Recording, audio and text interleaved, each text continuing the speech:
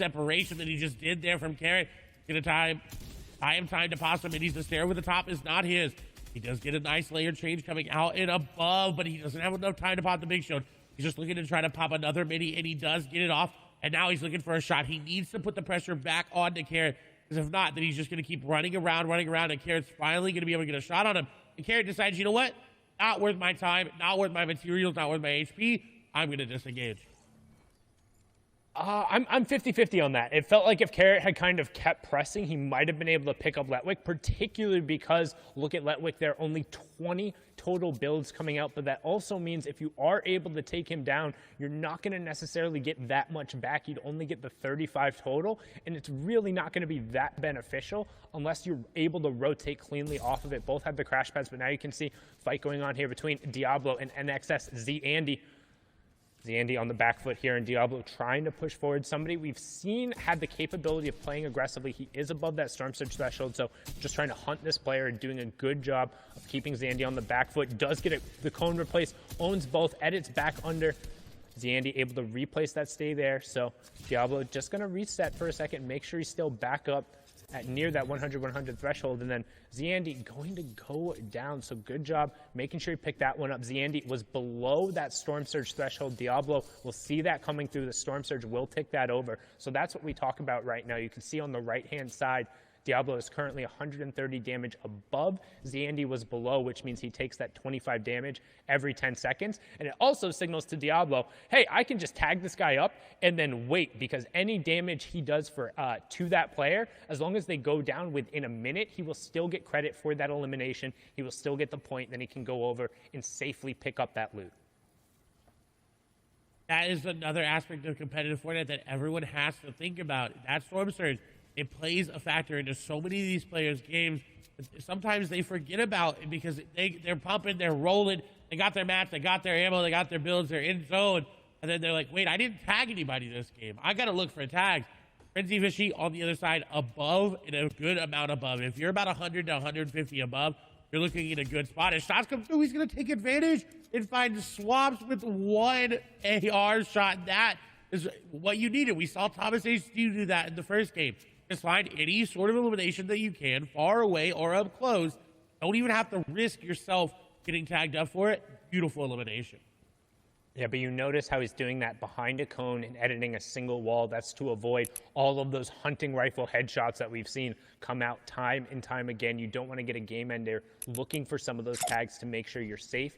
But that being said, when we talk about tags and going through, that's generally meaning you're looking for long-range shots, not with the intention of actually trying to eliminate the opponent, but just doing some damage so you're not threatened by the Storm Surge, as Flois ends Froggy and puts a prime example of why you need a cone in a window and to limit the number of angles you have, because so many of these top-level players will be carrying those weapons, particularly in EU, that is known for their snipes and hitting their shots. Well done from the game #1 winner, who's continuing to roll with the momentum here. Boxed up next to Arctic, passive over the side, as we're transitioning now into that mid-game kind of territory as players are starting to get closer and looking for priority in terms of zone number 4. What an elimination. He needed it too. He only had 2 hunting rifle shots.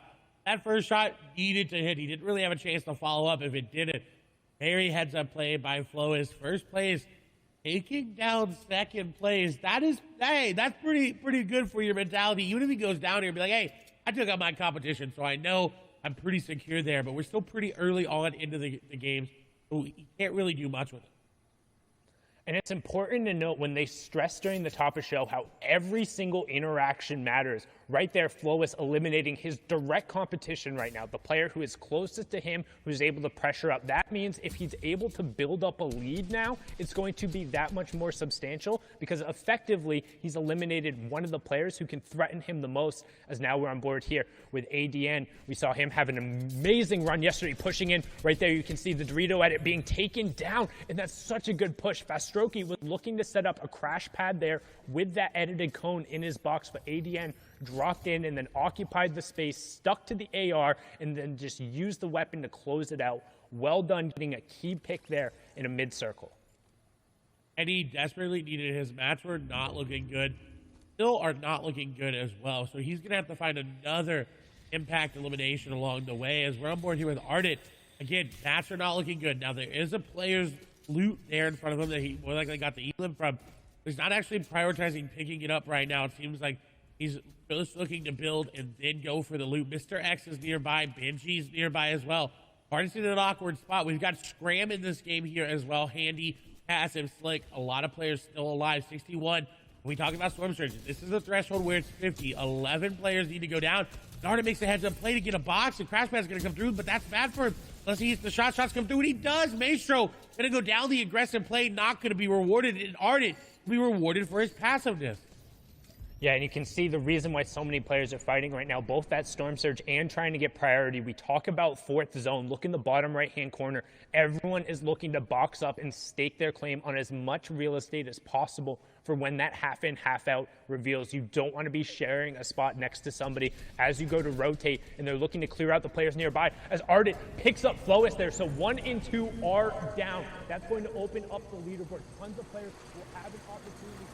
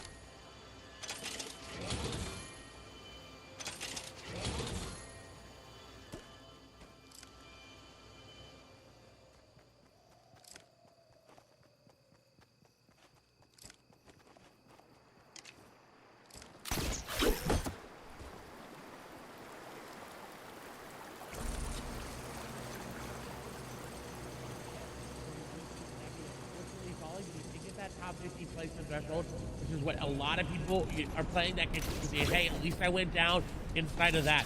Tayson, however, is looking to get aggressive, and I believe that's on, I think this is Benji.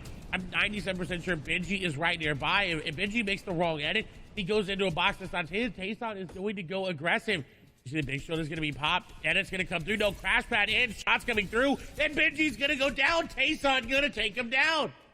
You called it. He was looking for it, waiting for Benji. He heard him trying to set up and get some space, knew he was pressured around the side. The horizontal crash pad entrance puts him behind Benji, cleans it up with the tactical shotgun, and well done. And Hen, the third place player on the leaderboard before the last game, going on the high ground right now, has priority position with Enos and Mongrel just below him. Also Floki on the same ground, but we're going to hop on over to the Become Legends player. He's been playing so well recently, cleaning up the Cash Cup on his birthday. Had a phenomenal performance yesterday to also guarantee him spot here, and he has priority on this next zone. What that means is he's the closest to where the safe zone has to go past. So as it funnels and everyone else rotates, they have to go past Hen. You do not get to pass Hen, and you notice he's built so much space around him so he can't be shot at in return. All of these shots are completely safe, so anything he's able to convert on will turn into points for him here, as another placement point does take over. Now he's not shooting through that wall. That is just one of the graphical issues with the replay. He's picking up tags,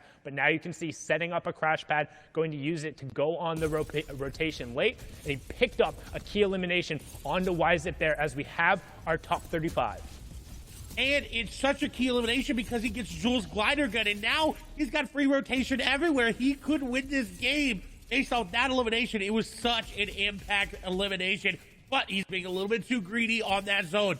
He did get tagged up, but he's still good. Rotation coming in. We do see Safik going down, and rotation Xcsept went down as well. So a lot of the big names are out of this game, but Hand looking to keep his stream alive and take down one player who landed right on top of him. That was a very, very heads-up elimination onto Pablo, but he's not that healthy. He has those minis in his inventory, about 126 effective HP. He needs to find another one.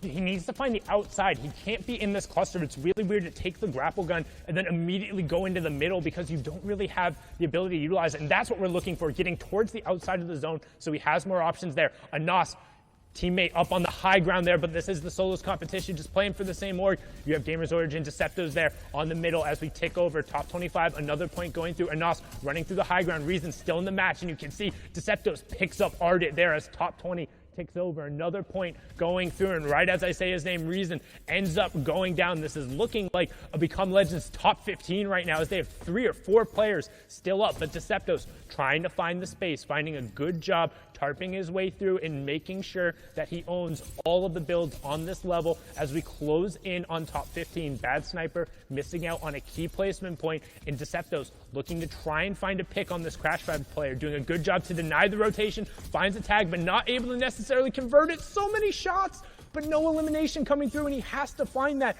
That's such a key pickup. Inside the top 15 we go. Can he chase down this player? And he finally gets it. That snipe going down, but Hen is still up, picking up Orion as we get into our top 10.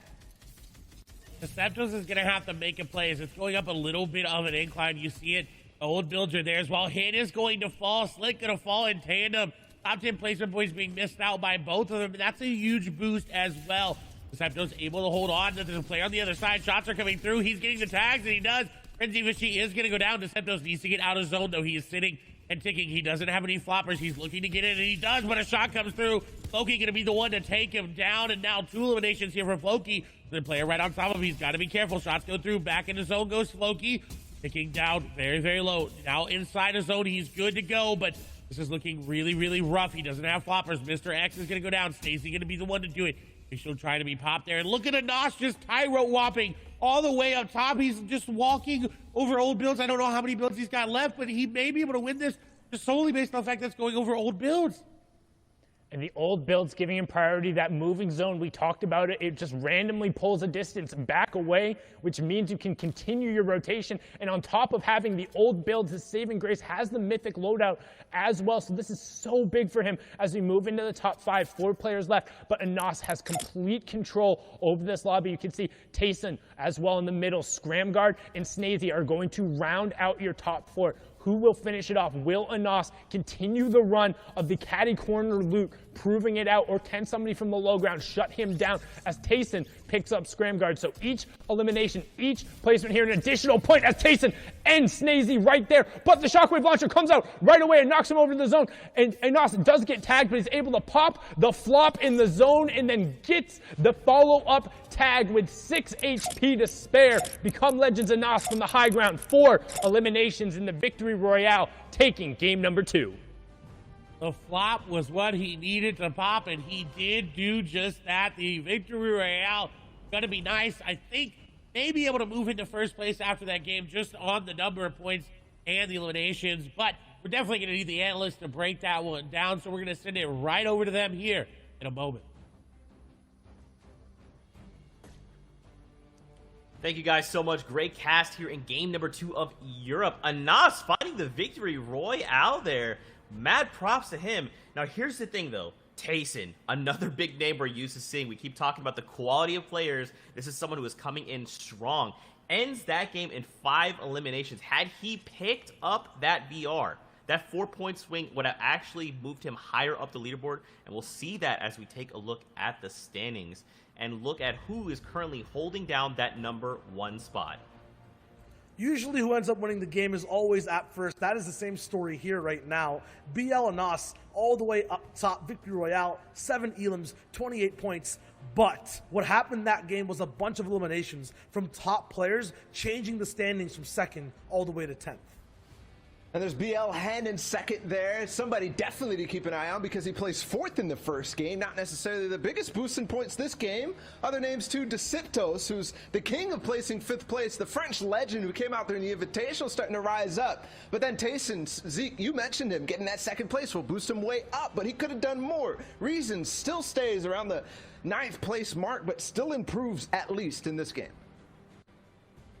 And there we move on over Letwick, Scramguard, Bad Sniper, Kinzel, Mongrel, Carrot. I mean, look at all these names. Thomas HD, Floki, Frenzy Fishy. There's so much heat coming off of the grand finals right now. Every single person could walk away the victor, and especially when we're this tight, and we still have 4 games left to go, boys. anything could still happen. There's all these guys at the top making these power moves right now. You're saying look at the names. I'm looking at the points too. You're mentioning that it's tight. It's like a 2-point difference between everyone. They are neck and neck. Become Legend Slicks is here too. Twain's are deets. Like, all these guys are playing so well, but they're playing well while others are too, and no one can really break away. Benji, who we're used to seeing in the top 10, at 24th, and from what I'm seeing, he's having good games still. It's not enough though for that #1 spot. It's kind of another kind of slow start for Benji, which I think some people are maybe starting to get a little used to. He always rises at the top, but that might be a sign that it's back to, you know, the old Benji of Grand Finals, the one who does get good performances and is in the top 10, top 15, very solid out of 100 players, but not quite that win that he's looking for. And together, guys, we got to talk about it. More of these powerful plays coming out of these impact players, making what they need to happen, really manifesting this win right here, right now. Yeah, Grand Finals is all about power, and it comes in many different forms. We're starting off with how power struggles on early games off-spawn fights, and Noah Riley, Mr. Savage, they had a big battle down. Noah showed that he was more powerful. And it's all because Benji scares Noah into going somewhere else, but into somebody who might end up struggling because of it. Benji, though, saw a sign of weakness, and because of that, he will pounce, try to grab more space. Kiriachi looking in the background, and Benji knows, and he will hunt. This is one of the best players at fighting in the early and mid game, and Benji is not scared whatsoever. Yeah, power vacuum basically here over at Slurpy Swamp, and Benji gets in the box with style, breaks through, hits a big shot, and shows his power afterwards as well. And is that show of power, is that show of confidence something that we're used to seeing out of Benji? I say yes, but it might be overconfidence as he pushes a fight against one of the best players in the world. Now we're switching over to Flois, and for him, it's a shift. Yeah, for him, he was holding power in game #1, continues to, dropping down Froggy, who was in second place on the leaderboards at the time, but holding power sometimes comes with a cost. He loses it over to Advise, and we see one of our new players who are in that second place slot. Second place for Hen after a very good game #1, and follows it up with a pretty decent game #2, a 10th place for him, but a couple of elims to boot. And that will put him where he needs to be if he wants to grab that crown at the end of the day, the ultimate sign of power. He falls in 11th, but that's at least solid enough. Yeah, and this is where power starts for a lot of players in this game. It was Anas who ends up winning, who had Caddy Corner and the Mythic Loot as well. The Shockwave Launcher, Hits Charge Shotgun too, and he just made power become his tool in this endgame. He became Legend incarnate, literally just personifying the organization he's on and using this entire endgame as a playground, bouncing people up, shooting them down afterwards. Look at that two-piece right there. Anas looks so dynamic, and yes, we saw Flois with the hunting rifle, we saw him with the charge shotgun last time, but for me, it was Anas's gameplay, his creativity that really separated him from the pack and showed us his use of power. And Anas, that's kind of what we were talking about at Caddy Corner last time. We saw Thomas there for a brief moment, but this time it goes down. Kit spawns down at the gas station, and that's where Anas is lurking. He had a good game last time in 10th place, but if you want to become a legend at the end of the day, if you want to solidify yourself among the great, immortalize yourself, you need to have games like that. And Anas and Hen, both at the top of the leaderboards, org mates, and they're standing strong. Both of these guys are definitely looking to break away. I mean, Anas is ahead of the game, 28 points, but Shy, is that going to hold? Didn't hold in game #1 with Flois. I feel like when Anas gets that top slot, he holds it completely, especially at Caddy Corner. So I feel like, yes, that's my call. I like it. Quick and concise. With that being said, guys, let's throw it into game #3 here in EU of the FNCS Grand Finals. Casters, we're sending it back your way to get into the action. Thank you so much, Zeke, Shayo, and Bala. Insightful as always, and everyone is looking to become a legend, but right now the Become Legends players occupying first and second. And if you're just joining us, welcome. My name is Sundown, joined here by the fantastic, as always, Clay Stelling. This is match #3, the halfway point of the EU FNCS Solos Grand Final. And if you're watching at Party Royale and you just dropped in, hit one of those telephone booths, the changing stations, make sure you get your favorite outfit on, then head on over to the main stage, catch the action out, and you can see where everyone's dropping right now. And if you notice, the yacht only has one player on it, so I'm interested to see who that player is. Is it Savage? Is it Noah Riley, who came out on top? And of course, who's going to come out of Cali Quarter on top? That is always a question in all of these players' minds.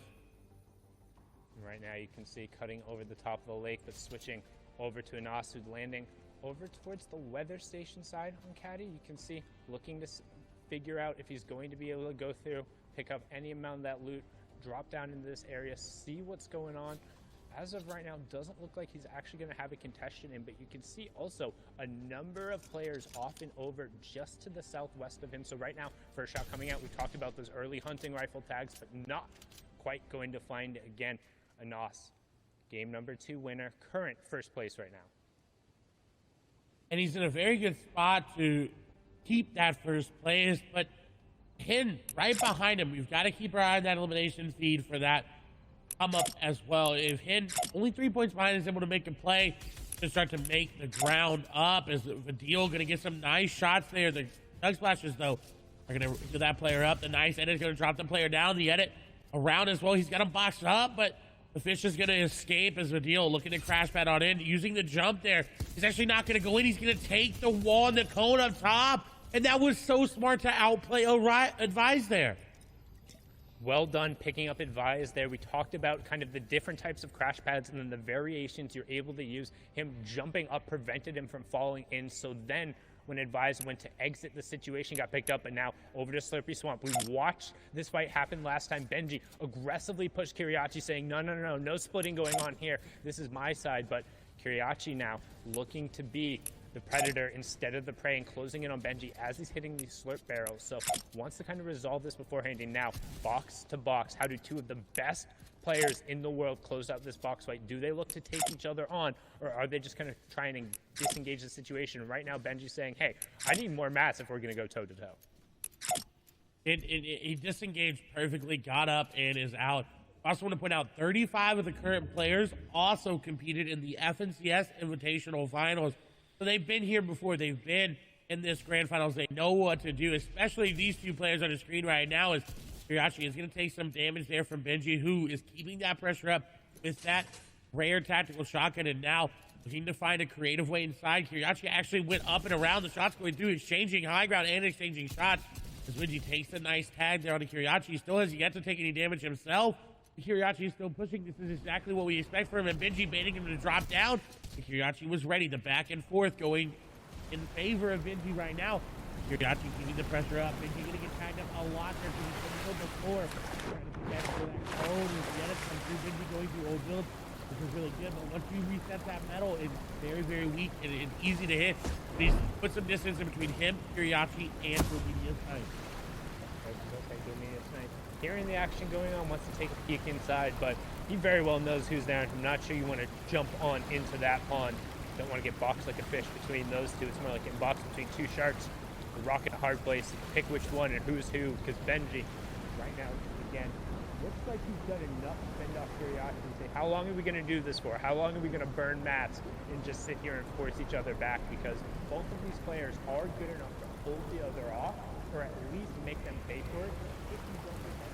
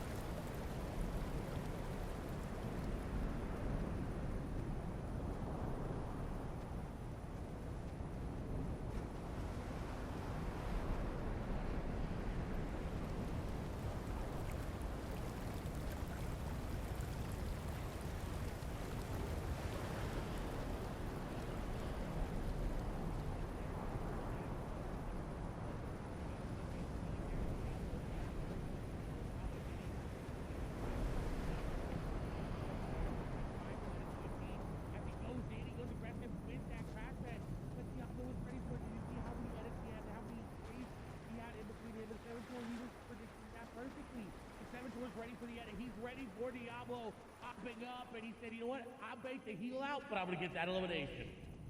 Yeah, and a really good job from Seven there, baiting Diablo into something that he had owned, and committed him to the fight, caught him with the builds out, and then following up with the tactical shotgun. And it's really fruitful to resolve that fight because there was a player boxed up right on the edge of zone who would have been able to rain shots down.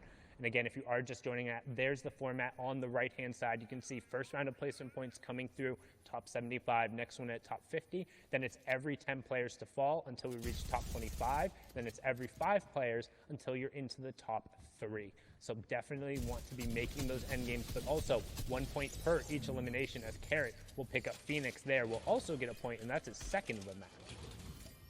And he may have taken coolest out of his name, but right now he's the coolest of the authority.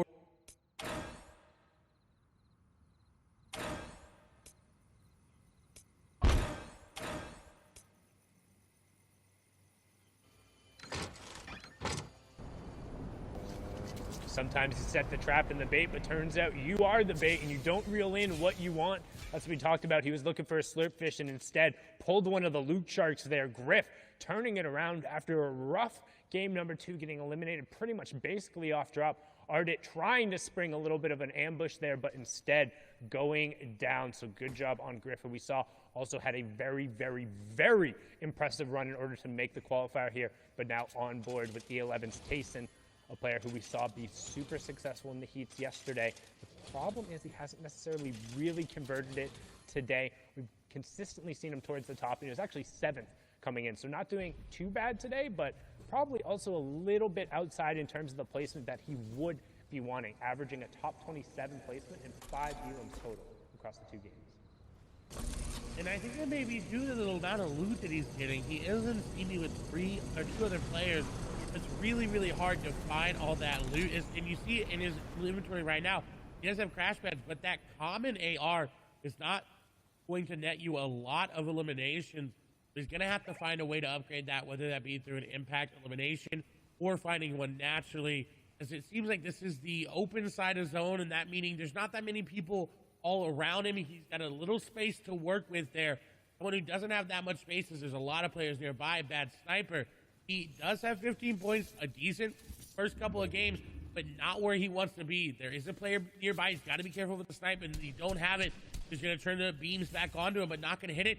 He is only 22 above Storm Surge, and that is nowhere near safe, as you see it already ticking down to 19.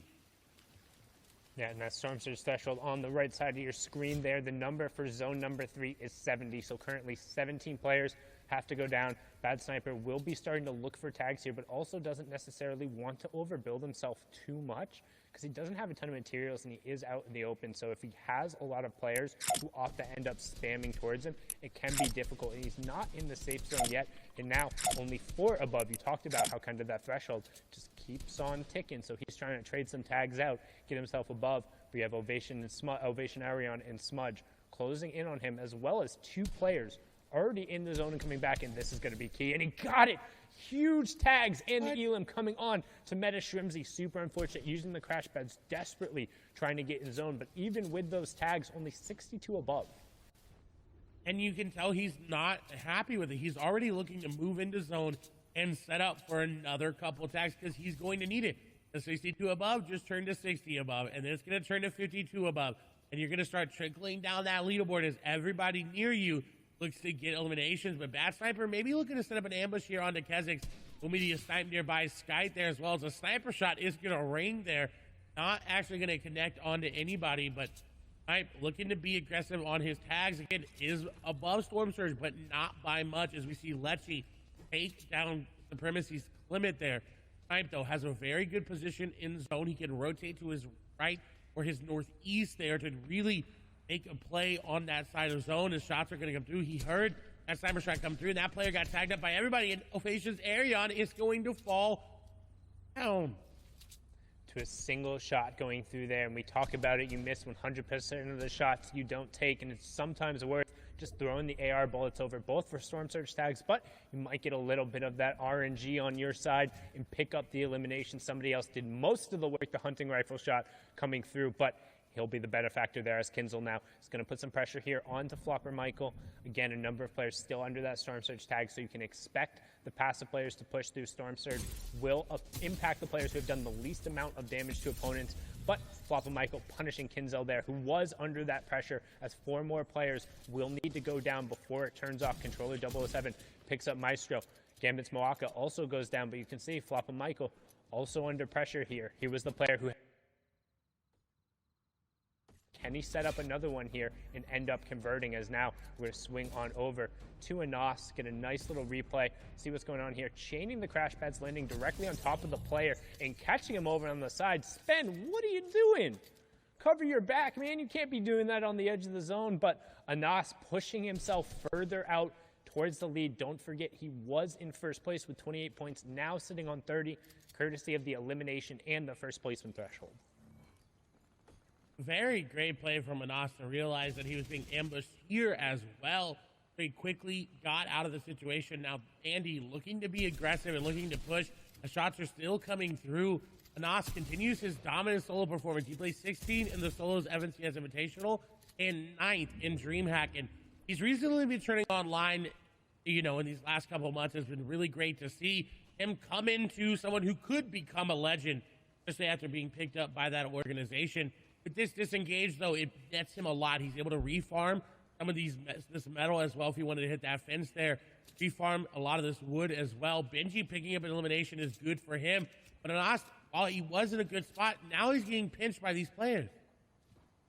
And I believe he also had a pretty solid performance at DreamHack Anaheim, flying out to that land and making it to the grand final there, but now hopping on board. Another player who was there, Bad Sniper, though, under pressure from Atlantis' Lecce, trying to get in the box. Bad Sniper disengaging, does have plenty of shields and floppers if he can make the space. However, now in the zone, and that's a 2-tick zone that as soon as it passes over and it closes, it's going to go to a 5-tick zone.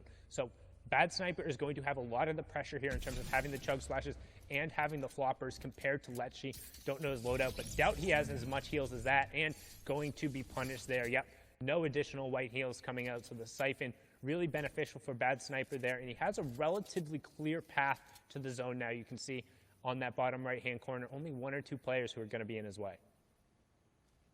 And that's always unfortunate, is getting eliminated in zone as you're just trying to rotate through. As Anas doing the same.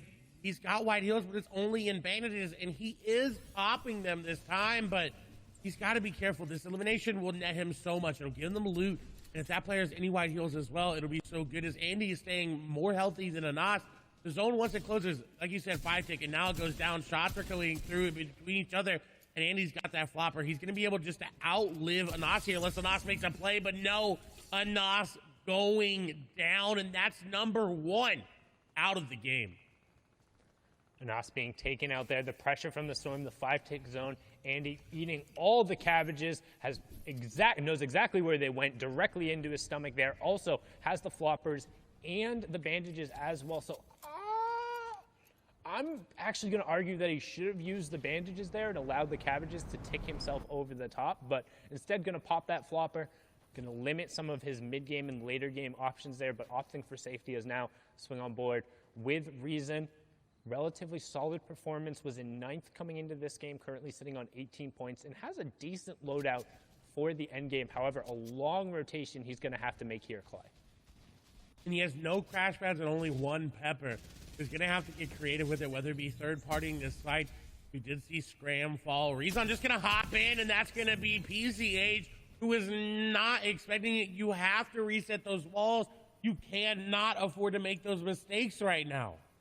This is Grand Finals in Europe, the most played in region, arguably the most aggressive and most talented region as well. If you are able to convert on elimination, please do everything possible and make sure you're safe. It's all about covering yourself up afterward and allowing yourself to be in a position to continue on in the game, and Reason is so good at capitalizing on others' mistakes. Now notice, built up on the high ground, use those hard materials to make sure he's established and safe, but for Strokey, trying to encroach a little bit on this real estate, and that's the fights you're going to see. Reason opting to drop down and just return to his safety as everyone else is going to rotate into the zone. This is zone number 4, so priority positioning is going to be towards the outside. We're going to be keeping an eye on who ends up going towards high ground and then who is slaying out on that low ground.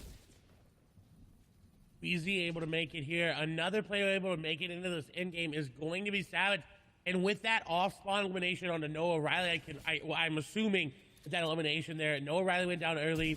It's got to be Mr. Savage taking him down. But as you see, that is coming through. Nice and pick up there by Savage, but someone trying to capitalize on him. Scott's coming through. He's going to pick up a double. Heat's he going to go down? Queasy going to go down. The pressure's not done yet. The crash pad's coming in. And the crash pad master, Mr. Savage, going to be able to pick some up there. And he's ready to fight. He's ready to go aggressive, but someone on top of him, going to be bad sniper there, trying to box the box. Seti there as well. Savage really needs to make a play to get out of this. Going up into an old build will get him out for now. And what a phenomenal heads-up play. That's what you do when you get elimination. You realize there's more players nearby you, and you take them out as well. And Xcsept picking up an elim there. I believe that was on the Helix, but we have our top 50. So Storm Surge turning back off, second placement point going over. And don't forget, this is game number 3. So we're about to be at the midway point. This is a fantastic opportunity with a nos down for somebody else to unseat him and become that front runner. And we talk so much about momentum and whether or not you can hang on and whether or not you can get running. And Froggy, a player who thrives on momentum, finding a key elim there on the backside of the zone, using the launch pad, then getting in on the priority. Half in, half out, now closing in. After this, it will be all moving zones. So it's all about making sure you're safe, finding rotations, figuring out whether or not you're able to get to that next zone.